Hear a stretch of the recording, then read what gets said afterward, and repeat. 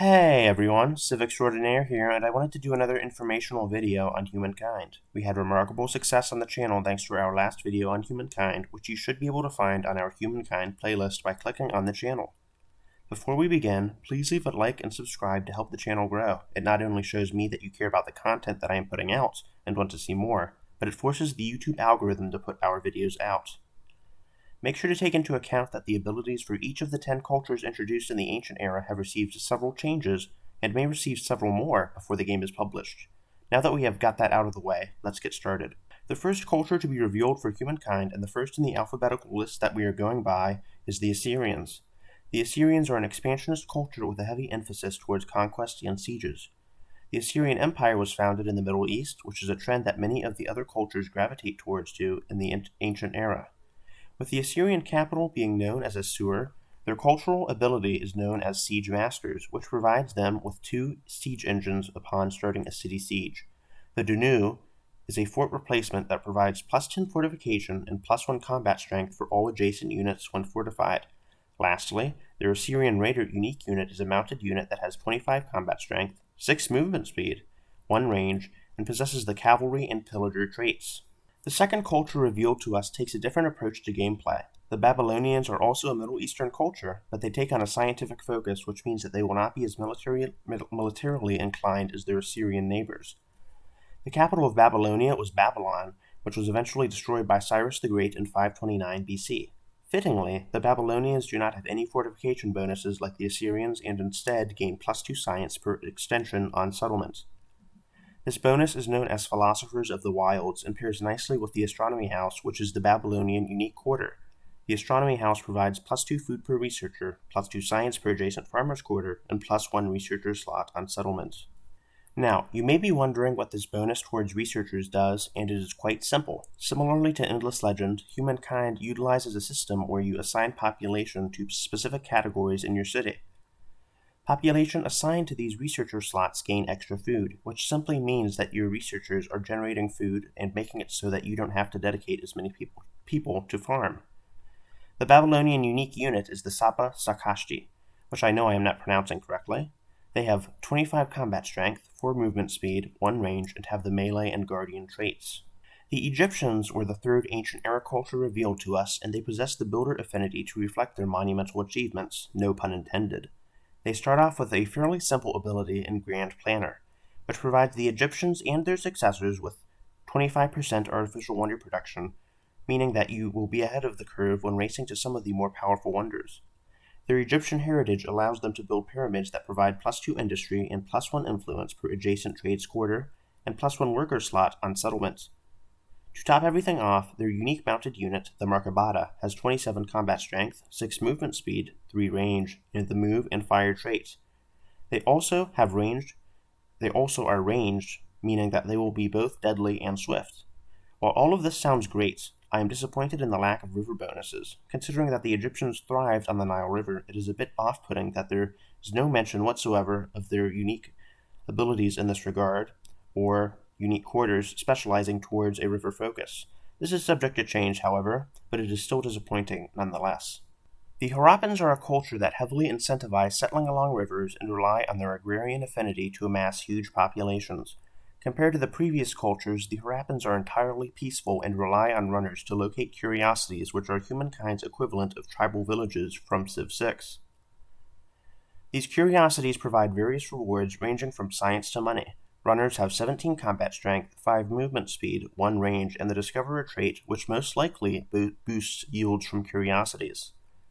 Fertile Inundations, which is the Harappan unique ability, provides +2 food and +2 industry to rivers. The Canal Network, which is their unique quarter, synergizes very well with this ability because it provides +1 food, +1 farmer slots, and +2 food and +2 industry on that river. It is considered a river, and must be built adjacent to one for this ability to work. The Hittites, on the other hand, are a complete paradigm shift from their otherwise peaceful counterpart, the Harappans.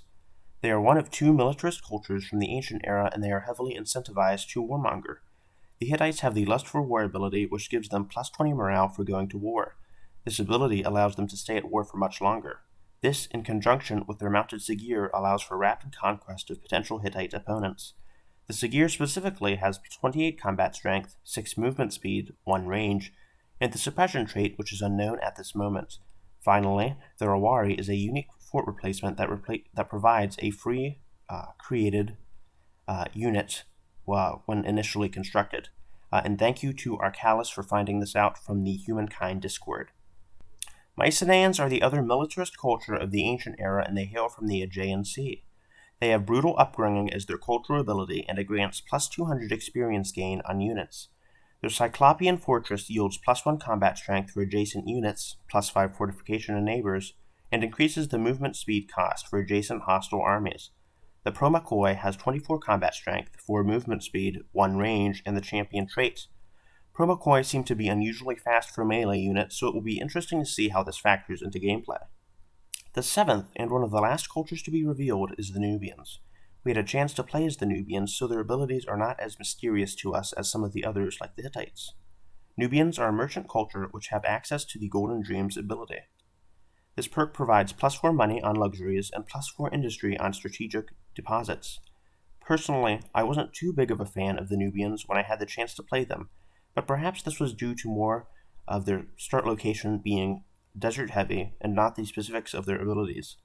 The Meroe Pyramid gives plus 2 faith and plus 3 money per adjacent maker's quarter. They also provide plus 1 trader's slot on settlements. Tasseti archers have 18 combat strength, 4 movement speed, 3 ranged, and the exceptional accuracy trait. Next up is our only representation in Mesoamerica for the ancient era, and one of my personal favorites, the OLMECS. The OLMECS are the first aesthete culture we are covering today, and they have multiple different bonuses to water sources. To start with, Natural Harmony, their unique bonus, provides a massive amount of influence for coastal and mountain tiles. Coastal tiles receive plus 1 influence, and mountains receive plus 2 influence. To complement this, Olmec heads grant plus 1 faith, plus 3 food, and plus 2 faith per adjacent river tile, along with plus 1 farmer slot per Olmec head. Javelin throwers balance the Olmecs out by functioning as a ranged unit with 20 combat strength, 4 movement speed, 3 range, and utilize the ambusher trait. The Phoenicians are the second to last culture and the last merchant to be revealed for the ancient era. They settled numerous communities around the Levant and Mediterranean, which is reflected in their cultural legacy, trading pioneers. It simply provides plus 2 money per trade. However, the Haven Port is their unique quarter, and it provides plus 3 money per adjacent coastal tile, plus 2 money per adjacent lake, and plus 1 trader slot on settlement. It also allows embarkment without movement penalty. The Phoenicians are also the only ancient era culture to receive a unique naval unit, the Bireem. Bireems have 23 combat strength, 4 movement speed, 1 range, and the navigator trait. They also act as a transport unit. Last but not least, we have the Zhou. They represent ancient China and have the aesthete cultural affinity. They gain plus 10 influence on religious extension thanks to their harmonious slot unique ability. Their Confucian school is the Zhou unique quarter, and it synchronizes with religion by providing plus 3 science per religion, plus 5 science per adjacent mountain, and plus 1 researcher slot on settlement.